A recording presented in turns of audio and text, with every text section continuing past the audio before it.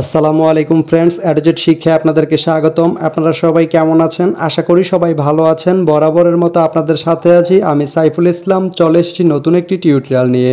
So আজকের টিউটোরিয়ালটি কোন বিষয়ের উপর হতে চলেছে সেটা নিশ্চয়ই আপনারা টাইটেল এবং থাম্বনেল দেখে অলরেডি বুঝে গেছেন। তো আমি কথা বাড়াবো না, চলে যাব মেইন টিউটোরিয়ালে। আর মেইন টিউটোরিয়ালে যাওয়ার আগে একটা কথা বলে নিতে চাই, আপনি যদি আমার চ্যানেলে নতুন হয়ে থাকেন তাহলে অবশ্যই আমার চ্যানেলটি সাবস্ক্রাইব করে নোটিফিকেশন বেলটি অন করে দিবেন। আর যারা অলরেডি সাবস্ক্রাইব করে রেখেছেন তাদেরকে অনেক অনেক ধন্যবাদ। যারা আমার এই ভিডিওটি ফেসবুক থেকে দেখছেন তারা আমার পেজটি ফলো করে সাথেই থাকবেন। তো চলুন চলে যাই মেইন টিউটোরিয়ালে।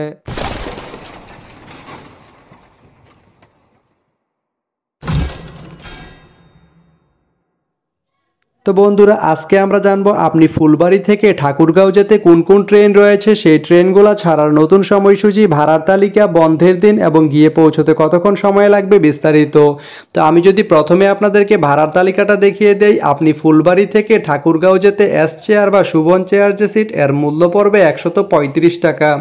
এখন আমি যদি আপনাদেরকে ট্রেনের সময়সূচিগুলো বলে দেই, আপনি ফুলবাড়ি থেকে ঠাকুরগাঁও যেতে প্রথমেই যে ট্রেনটি রয়েছে সেটি হচ্ছে বাংলাবান্ধা ট্রেনটি ফুলবাড়ি থেকে ছাড়বে রাত 1টা 7 মিনিটে এবং এটি ঠাকুরগাঁও গিয়ে পৌঁছবে রাত 3টা 39 মিনিটে।